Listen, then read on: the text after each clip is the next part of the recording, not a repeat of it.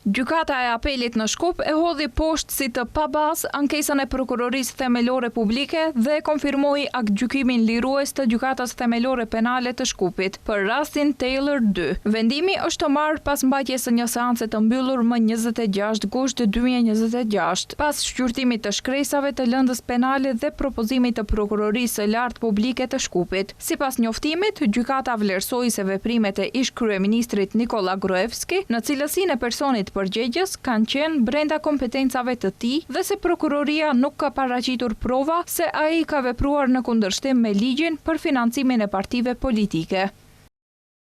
Gjatë procedurës, Prokuroria Themelore Publike e Shkupit, si pale autorizuar e akuzës, nuk ka dëshmuar për te çdo dyshimit të arsyeshëm se kompania e ndërtimit beton kishte cilësinë e subjektit i cili në momentin e lidhjes së kontratave me partinë politike ushtronte veprimtari publike në kuptim të ligjit të lartë përmendur.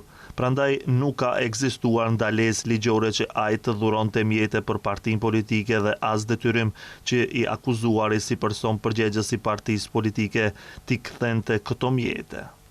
Ky rast ka të bëjë me financimin e paligjshëm të partisë politike VMRO-DPMNE. Akuza e ngarkon ish liderin e saj dhe ish kryeministrin Nikola Gruevskin për abuzim të pozitës dhe autoritetit zyrtar dhe për pastrim parash dhe përfitime të tjera në bazë të veprave penale. Procesi gjyqësor për këtë rast filloi në vitin 2019, ndërsa në vitin 2022 gjykatës ja e shpalli fajtor Gruevskin duke e dënuar me 6 vite burg. Por në vitin 2023 apeli e anuloi aktgjykimin dhe e ktheu lëndën për rigjykim.